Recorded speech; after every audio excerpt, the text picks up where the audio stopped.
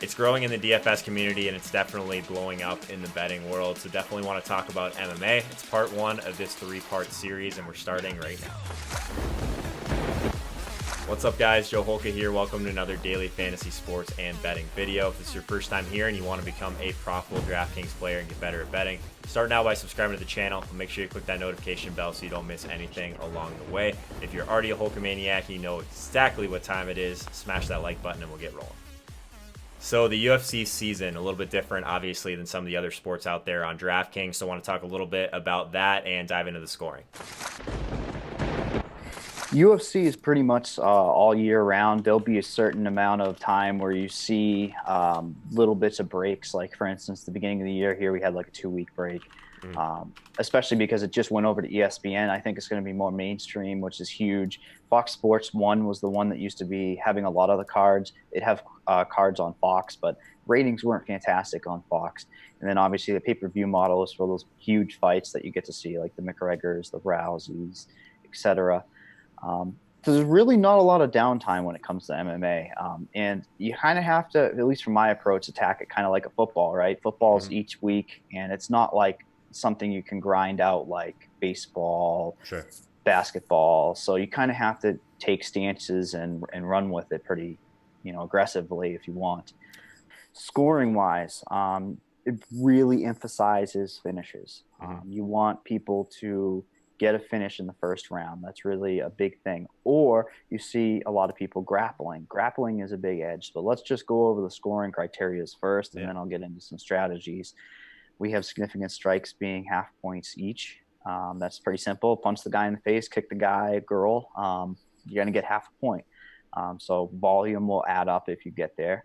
Takedowns, 5 points each. Those are very, very, very important. Reverses and sweeps, advances, those are all on the ground. Joe, if you're familiar with a little bit of Brazilian Jiu-Jitsu, you'd see that people are on the ground. They're advancing the position, trying to get a finish. It's kind of incentivizing getting 3 points. So if you have somebody like, I'm sure Khabib Nurmagomedov, he's on the ground trying to get a finish. He's moving around trying to grab an arm, grab a leg. So you're getting points on the ground. And then a knockdown, pretty simple. You knock the guy or girl down, you get 10 points for those as well. And the finishes are first round bonuses are 90 points. The second round is 70, 45 for the third. And then in championship fights, you'll see, or main events, you'll see 5-round fights. Those are both 40 points if they finish in the fourth or fifth. Decision is 30 points. So obviously you want to get guys that are aggressive out there and trying to get finishes. That's really the core of it. Yeah, the main thing, like before I opened this up or when I was looking at this morning, is I actually thought that there was like an argument that maybe the longer the fight went, the more you could rack up these points. But these bonuses for how quickly it ends, like that's pretty massive, I would assume. So you're wanting someone that has a chance to kind of end things early, I would guess. Absolutely. That's going to be your biggest way to get points fast. And to your point, I was going to get into that as well. Yeah. The scoring really incentivizes grappling. If you look at this, takedowns are 5 points each. So if you get like a high-level wrestler that can get the guy down and the guy or girl is able to get back up and then get right back down, you're getting 5 points, 5 points, 5 points. So we have seen instances where you see grapplers that will outscore people that get a first-round finish. For instance, a guy just walks up, punches the guy in the face, one knockout, so that's like 100 points. You could get 100 points, boom, with one punch, technically. Yeah. And then obviously the other person's getting nothing if they don't do anything. And then on the same card, for instance, you have a grappler that's getting a guy down 10 times in a fight. You're getting 50 points there, and then they're getting all the advantages and the punching when they're on the ground. You can rack up quite a lot of points. So there is that little bit of fine balance that you're trying to get at there. Some people do like to target the guys that are going the distance if you're going to get a lot of grappling, but at the core of it, you really want to get the finishes. Like, I think it's a really cool dynamic that at any time you could get just this massive bonus for like a fight conclusion bonus. Like, that's just crazy. Just watching this, like, there's got to be some guys where where you're hoping they kind of grind it out a bit, and there's got to be like other guys that you're just hoping like as soon as it gets to like round 4 or 5, you know that it's going to be tougher for them to really get you to the top. So it's kind of a really cool dynamic. But before we get into that, like my main question was, so like there's obviously guys that are a lot better on the ground than if they're kind of standing up, right? So is there like a strategy involved in just like trying to get guys that are worse on the ground there more frequently for these certain guys? Yes. So you can see a lot of guys come over from just like a kickboxing background or like some type of striking background Mm-hmm. that just are really bad on the ground. And then what happens is exactly what I was saying earlier. They'll be taken down, and then the points are just going to be adding up. They're Yeah. going to be getting punched in the face. They're not going to be able to get back up. They're going to be giving up advances, and points can really add up fast. For instance, even a second round, you might look at that and say that's a 20-point difference from the first round to second round. You might have a guy get, 5 takedowns in the first and then get another 5 takedowns. That's 25 points. Got That's it. more than that first round. And then finishes in the second, plus the significant strike. So it really is an interesting dynamic when you come down to it. By the way, guys, if you've ever found value in any of my videos or live streams, one of the best ways to support what I'm doing here for free is to throw me the follow over on Twitter. And if you're new to the community, I also do a ton of content exclusive to Instagram. So if you take a few seconds, make sure you're following me over there as well. I'd really appreciate it. So expanding on the scoring a little bit, definitely a little bit subjective in comparison to other sports, similar to soccer in that way. So I wanted to talk to Mike a little bit about that now. Like these knockdowns, obviously super important, but I guess like is there a little bit like you mentioned like the refs and all that, and that there's got to be some subjectiveness to some of these stats, right? Is there ever situations where you like wish you would have gotten credit for something you didn't, where you kind of go back and look at it and it feels a little bit off? Like how has that worked so far? Yeah, 100%. So I Like this is an feel issue like in soccer, I've heard as well, so that's why I'm curious about it. it is subjective, and that's the problem here. Is it's Fight Metric is the stat provider for the UFC, and they kind of work hand in hand with them. But often you'll see stats on the UFC that will not show up, for instance, on Fight Metric. So they might be scoring it differently. Like you and I could watch a fight and we could say, okay, what is a significant strike, right? What defines a significant strike? Is it just a straight punch and it hits him in the arm? Mm-hmm. Is it just a punch to the body, a head? How are you going to say that that's a point, or half a point rather? There is a lot of subjectiveness. We have had some problems with Fight Metric, like they've messed it up big time before. But I think that we have enough people on Twitter, yelling at them that they kind of get things right at the core of it. A lot of people even in the chat are upset with Fight Metric a little bit, and someone was saying that just depends on who they have in their DK lineups. It's tough because if that's really the only thing out there, like Jordan was saying, like there might not really be a better option at this point. So that's what I've heard from DraftKings many times. That there's just no other option. Right now, there's nothing else out there. They're the ones that have started it, and they've continued through it. So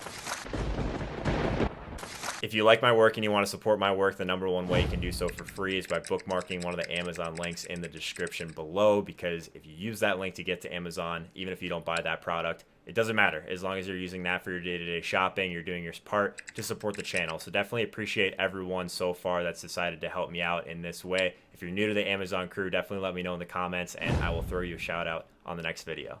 So the main question I had about game selection was that there's so many different slates, right? Because there's a lot of different events going on. So I want to talk a little bit about if this is a cash game type scenario or if we should be kind of expanding upon which slates we're attacking. And just to give you a background for UFC, typically cards are around 12 fights each. Okay. It can be anywhere from, sometimes when they fall apart, it can be like 9 to 13 sometimes, but they've been doing a damn good job lately of getting 13 fights. For instance, this week, I believe there's 13 fights. There was 12, and then they added a late fight on there in the prelim. Yeah, these prelims, these are all on DraftKings as well, right? Yeah, so they have the main slate will have all 13 fights. Fingers crossed. The weigh-ins are typically on the Friday, the day before in the morning, and you are able to kind of see your fighters. There's a lot of different things you can do. You can see if they've had a tough weight cut. We saw the TJ Dillashaw had a cut. I'm not sure if you're familiar with that one. That was a few weeks ago. He was cutting down from 135 pounds to 125, Wow. and he did not look good at all. A lot of people bought into that and were, capable of cashing in on it. But, the guy that's naturally 125 is going to have an advantage. This guy is cutting down 10 pounds. He didn't look good at all. So you can kind of get certain, ideas of what's going to happen there. People will chase their losses. I know on the later slates, you see odds change. There's 2 slates. There's the main slate for all the fights, and then the televised one, which is usually just, I think it's like 9 fights. It's usually 3 fights online before, then all the fights are usually on TV. Or I guess they're on ESPN Plus. Do you think now. the casual players play the smaller slate more often, or are you not really is it probably basically the same? Pretty much the same. It's nice to see the growth. We've the GPPs are filling up fast. For instance, the one that was, I don't even remember if it was last week, a week before. It was the week before that filled Saturday morning at 9 a.m. and the fights were at 5. So it's nice to see. Then they're running out multiple iterations. I always like to try to pick on those guys though, just as a rule of thumb, if you can pick on the ones that are just putting in lineups just for entertainment value, right? Game selection. I guess that's naturally where we're going to go next. They've changed up the structure this week, particularly. There's that $15 that you just clicked on there. That used to be the $10, $8 or $10 one, which is really nice. 100K prize pool for MMA is fantastic on a lower tier card. That's really the one that you see a lot of the big guys play and multi-enter in that particular tournament. A lot of badgeless players. Don't tell anyone. Don't tell anyone. Yeah, no one's gonna watch the stream anyway. So it's a hidden secret. Don't give up the secret. But if you scroll down there, you have the 150. That's a 3 max. That's fantastic tournament too. The $4 20-man up there is a staple for the MMA. You have a nicer structure on that one for sure. Yeah, I think that's one of the things that DraftKings does is they're trying to keep people playing, and I think that's a very smart long-term thing because we see a lot of people that just play the tournament, don't win, and then that's that. Let's get more people into the cut line, keep the money and the economy just growing and flowing. I think that's all the time in niche stuff, man. The structures in say for example NHL tiers is completely different than if you click on NBA tiers, just because they don't really need to compete for that volume in NBA because they're already going to have it no matter what. But like you said, they want to keep the ecosystem of some of these smaller games really growing. So I think that's an awesome thing to think about.